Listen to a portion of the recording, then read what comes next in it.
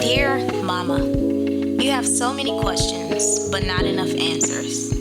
You wish you didn't have to ask, and that's why I'm writing you this letter. You're not alone, you're not crazy, and I hope this helps.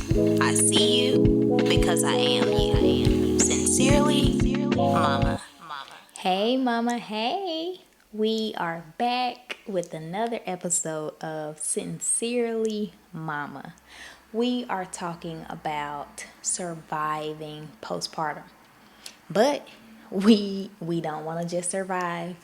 We want to thrive. So, we are going to talk about some tips that I wish I had and some tips that I used to thrive through postpartum, which I didn't really do, but I want you to do.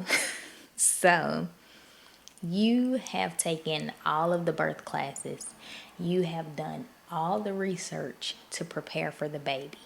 I mean, you have studied from A to Z. You know exactly what should and should not go into the nursery. You are over prepared for the baby. But are you prepared for mama after baby? Are you preparing for the postpartum journey, what people call the fourth trimester? Are you prepared, or have you been preparing? So let's talk about some things that I believe you should think about while you are preparing for the fourth trimester. So, baby is here, and things have just gotten real, okay? You can't put the baby back in, no takesy backsies. You're all in, right? Number one, help. You are going to need help.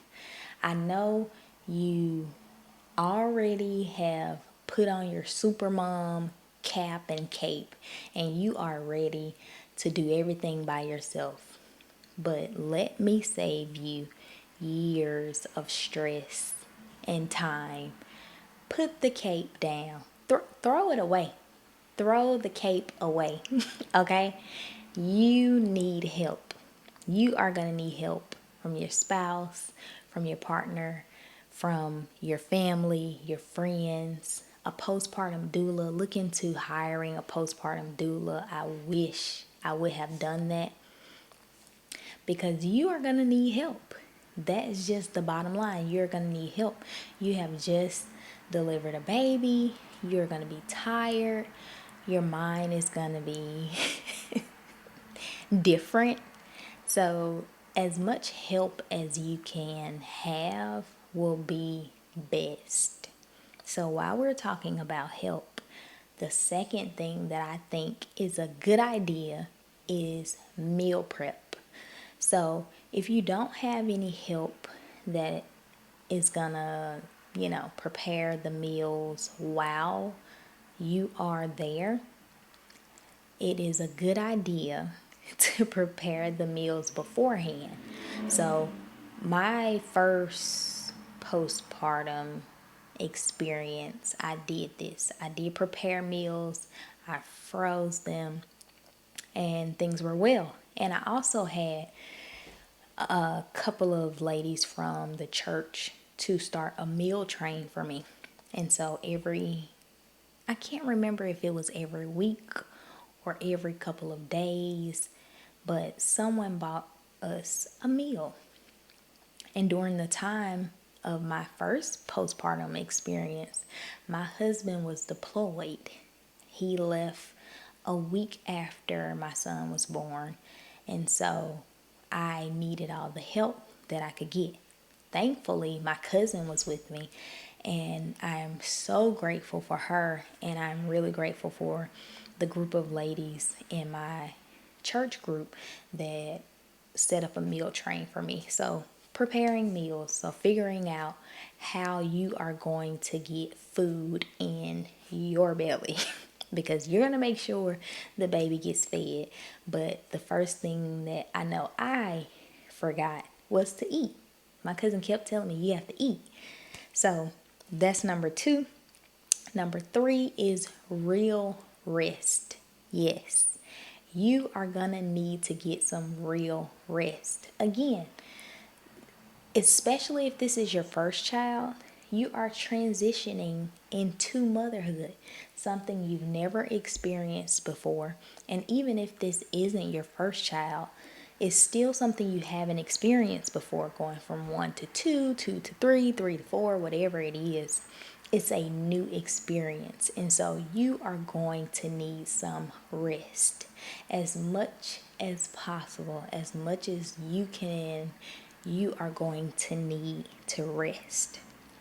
Number 4, the most important to me, therapy or counseling. You are going to need to prepare for therapy or counseling. I think, especially if you are transitioning into motherhood, again, these are waters you have never tread before. You are going to need some assistance. I personally believe that it is really good to have someone that knows what you're dealing with. So if you can find a mom, that would be ideal. I was so grateful, which I didn't do this until after my second child. And it was just so refreshing not to have to explain everything. She's a mom, she already knew. And so that was extremely pivotal for me in my postpartum journey. I do not think I would have been able to make it had that not been a part of it. So I think you should invest in therapy or counseling for your postpartum journey, because it's going to be different. You're going to have some different feelings, some different thoughts that you've never had before, and you're going to need some help navigating that. Again, as we talk about therapy, number 5 leads me to pelvic floor therapy, something that I wish I had done both times. But pelvic floor therapy, again, if this is something that you don't want to hire somebody to do, there are tons of videos on YouTube. There are tons of programs that people sell that you can do that would be really helpful. Really helpful, because again, your pelvic floor has just gone through some traumatic events, right? And so it's going to be vital that you begin to prepare your pelvic floor. Number 6, exercise.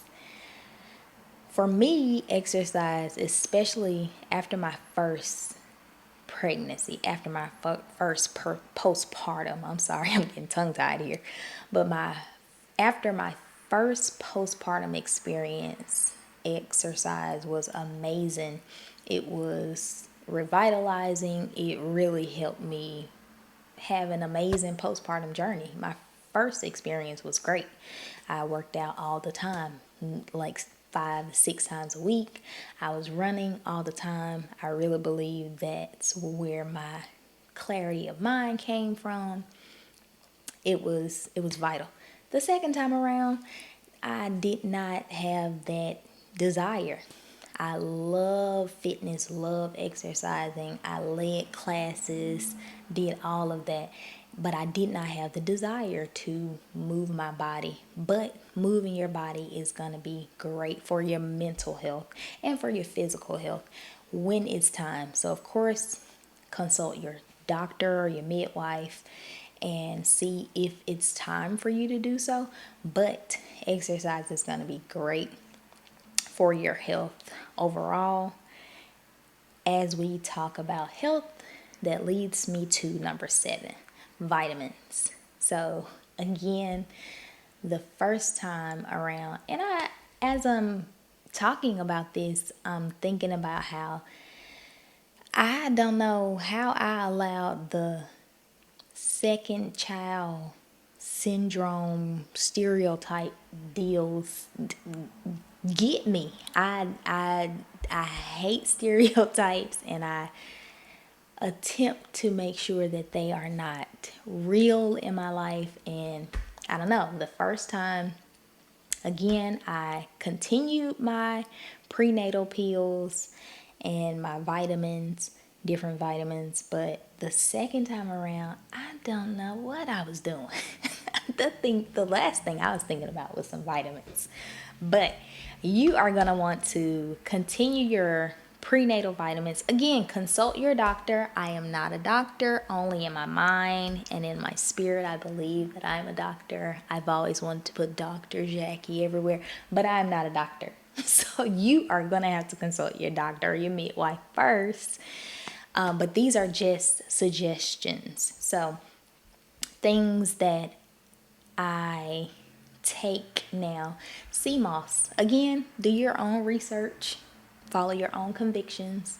But sea moss has been really great for me as far as energy, because I would wake up tired. I would wake up tired and I just couldn't figure it out.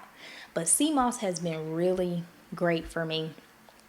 I was taking a multivitamin, vitamin D, liquid vitamin D, liquid iron. I can link all of these below, but you're going to want to make sure you are getting your supplements, and then make sure you are going back to the clinic, going back to your doctor to get those levels checked, because I had no idea that I was deficient in some areas. But you're going to want to do those. And number 8, sunshine. Sunshine is going to be your best friend. It helps your mental state. Both times, my son was born in the spring, my daughter was born in the summer, thankfully. So it was really nice outside, so I can go outside, and it helped a lot. Again, especially because you are homebound for 6 weeks, and we are all familiar with lockdown. So that's what it seems like. But because I'm a homebody, I didn't mind it. I was trying to get my midwife to extend that for me. But you're going to want to go outside. You're going to want to get some sunlight, sit on the porch, take a light walk. Again, consult your doctor or your midwife. But sunshine is going to be a great friend for you, and it's going to help you mentally. This is part 1. We will come back again and do part 2. We'll bring some guests in and see what tips they have for your postpartum journey, what worked well for them. But these are just 8 starters that I believe are vital for a successful postpartum experience. I am so glad you joined us, and Fridays are so much better with you. Mama, take care, and we will see you next time.